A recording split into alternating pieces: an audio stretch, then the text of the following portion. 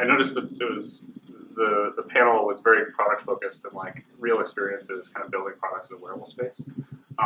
The company, the startup I work for, TalkRay, we've actually done, like I built a prototype for one of our apps on Glass, and then we have released a product that integrates with Android Wear. So I guess, my little talk is kind of focused on the company and like what we're doing and how wearables play into that. And also like, kind of in my spare time is a wearables GDE, which is Google Developer Expert.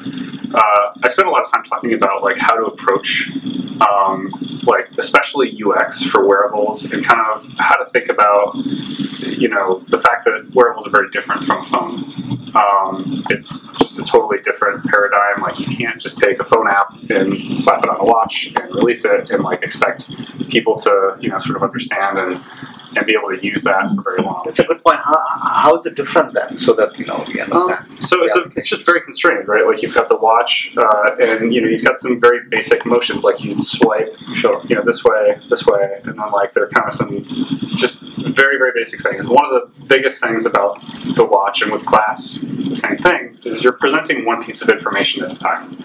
You have one piece of information on the screen. And to get to more information means you have to interact more. If you're interacting a lot here on this really small screen, you're probably going to lose users. Like, there's no reason why I should spend 5 minutes swiping, right? Like, so I'll just go to my phone and do the same thing in less time.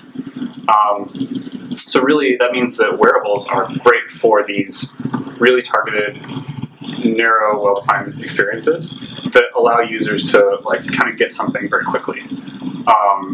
Or like you can surface something that's contextual that like helps them in wherever they are very immediately.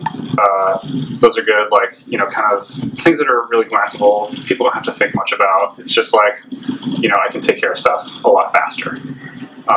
So it's kind of, whereas phones, really what you want to do as a mobile developer is you want to suck people in. Like, so there's metrics around like how long people spend in your app, and that affects your valuation. So on the mobile phone, like, the paradigm is really like, let's get them as engaged as we can and keep them in here for as long as we can. Like, give them more stuff to do, more stuff to check out, and like, certainly be functional, but, keep them there as long as possible. If you do that on wearables, you're going to lose people. You also mentioned one of the things you do is a Google Glass developer. It's, for many people, still a novelty, but for others who have been using it for the last few months, it's way beyond what they had comprehended. So when you go as a developer, what are some of the aesthetics that you take into consideration for developing those apps? So I guess Glass is, it's really interesting. Like, there's not a whole, sort of the consumer space for Glass isn't really there yet. There's, it's a very much a developer-oriented device. That said, there's a Glass at Work program, which, Google's kind of pushing, basically. The idea is to have like these kind of industry partners, like whether it's consulting firms or I think they work with HP on some stuff to kind of solve industry problems. And I think Glass is working really well there because they don't have the, it's like the budget's not really a concern because there's so much value that they can get out of Glass. Or they don't really have to worry as much about like needing to swap out devices because like random issues or like upgrading things. So you sort of lose a lot of the problems that you would have in the consumer space in that area. So for developers who are kind of more doing consulting or focus on industry stuff, like it makes a lot of sense to look at Glass and to really understand how to use it well. On the consumer side, I think for developers, there's also a lot to gain. For me, basically when I saw Glass come out, like I told the founders of TalkRay, I said like we need to get this because wearables are going to be a thing, and even if Glass fails, it's the first one that's really kind of addressed, like it's really the best kind of smart wearable example that was available when it launched. And what that means is that you can start to really use it day to day and learn about what sorts of problems you have trying to use wearables as an end user so that you can start to understand when you get to the point of developing something, what to do and where to focus on and where the stumbling blocks are. So that was, I had a lot of lessons learned over the year that I spent with Glass before we did our Android Wear integration. And that really helped us, when we went in there, we were very focused. We said, like, okay, these are the things we want to do. Here's what we want to avoid. And then, like, let's give something to people that is really going to work well on this platform, as opposed to trying to, kind of port something flashy that's kind of like neat looking, but it's not functional at all. We're really concerned about, like, having something that might look good as a tech demo, but really wouldn't be usable. And we saw, like, some of our competitors doing exactly that. So I think it really was worthwhile for us to, to kind of spend the time to understand the technology and what its implications are.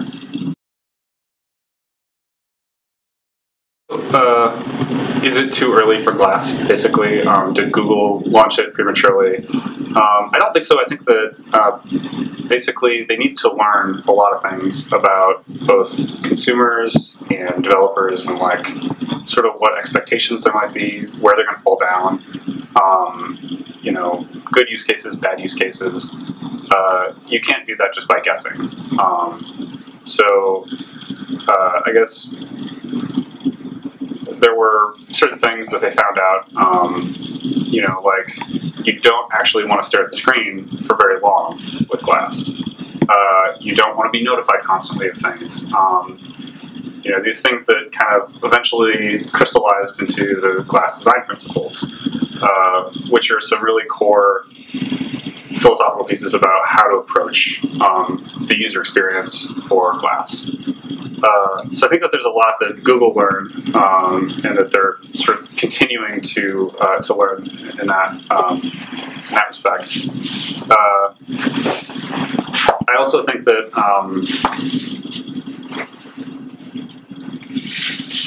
basically Smart Glass is very different from watches or any other wearable. It's a very different experience. When I sort of put on the watch and started using that, like, you kind of realize, like, there are different use cases. Like, there are different things that Glass is good at, different things that watch is better for. For example, when I'm driving and I have the opportunity to do either, navigation on Glass or on the watch, it's way nicer to do it with Glass. It actually doesn't make a whole lot of sense when you're driving to have it on your wrist when you're supposed to have your hand on your steering wheel, especially if you're driving stick, like, so. So yeah, I think, the fact that Smart Glass is so different. I also feel like there was definitely this stigma that sort of happened because it was so expensive and so sort of exclusive. I think it's going to take them a while to sort of push past that. I have a feeling that was probably unavoidable to have, like, something kind of like that, but I think that as it's expanded now, like, anybody can go buy it, so the exclusivity thing isn't as much of a problem as just the price now, and hopefully when they do a consumer release, that'll also be reduced. So I think that they're going in the right direction. I think that they've been very careful so far, and I think that that's all the right reasons. I think that if they had gone out with a consumer release, a year and a half ago, it would not have worked, right? Like, it really wasn't there at the time. A lot of people would have been really disappointed, and I feel like they really approached it in the right way. Sort of set expectations, like, it's not a consumer product yet, it's a developer product, and we're sort of doing this as a big experiment. We're learning a lot. So people were a lot more understanding, I think. It's a really tough question. So, a new sort of notification. I mean, personally, I've actually gotten to the point where I turn off notifications on all my devices. Like, if I want to know if I got email, I'll check my email. Because it got to the point for me, like, wearing, my phone, the watch, and Glass, like, having, it was awful when I got a call, because, like, everything would start vibrating and I wouldn't know what to do. But, I do think that, like, as long as it's not sort of overwhelming, it's really useful. In terms of the other devices, I think, I wear a Fitbit as well. And there's some really nice aspects to Fitbit that I think, like their leaderboard, I think is really good. And I think in terms of the measurement stuff, really what I'd like to see, and I think that Google's starting to kind of walk down this path with Google Fit, is this kind of passive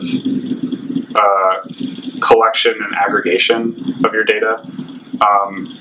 Up until a few months ago, basically, like, if you wanted to record a run or record a bike ride, you had to like go to an app and say like, okay, I'm going to start this, and like you're on your phone, you have to manually start it. If you're on Glass, you have to say like, okay, Glass, start a bike ride or something, and then you have to finish it when you're done, which a lot of times I've heard 5 minutes at the end. And so with Google Fit, and when you're wearing your watch, it starts to figure that stuff out automatically. Like, I was thinking about this before Google announced Fit, which is, basically the APIs have been there for a while to start doing this stuff automatically. Like, there were activity recognition APIs that allowed you to figure out like what sort of activity the user's likely doing. Once you get that, you can start doing some better tracking and say like, okay, like, there looks like they're running. Like, let's start looking at the GPS data and seeing like where they're going and how fast they're going. Like, are they really running? And you can start to, and then like, oh, well, let's also look for other sensors that they might be wearing, so I can start like grabbing heart rate more frequently. Are they using a chest strap, or maybe they're on their bike and they have a cadence sensor on their bicycle. Like, let's just automatically see if we can look at that and get some data there. And then, the user's not really as involved as much in telling their device explicitly that they're doing something. The device can just sort of figure that out, collect the data, and then present it like all sort of compiled at the end of the day, or like whenever the user kind of wants to go check and say like, can I afford this hamburger? Is it like, have I gone over my calories, or like kind of where am I there? They wouldn't have to have like gone back and said like, okay, well, I did a bike ride and I think I burned maybe this. It's like, you could just be told, yeah, you probably burned about this many calories and you're good. Like, go for it. So that's one thing that I'm really excited about seeing more of. I think it's going to be nice to get like more devices into feeding data into Google Fit. I think that Basis was doing a really good job with their activity recognition. I used that for a while. Used it for like, I don't know, a year or so, a year and a half. I was really happy with that. I actually have like kind of a side project that like pulls in like a Bluetooth heart rate monitor to Glass that tells you like what your current heart rate is, and got some like kind of playing around with some activity recognition stuff on the phone and stuff counting on the watch, and just kind of to experiment with that stuff.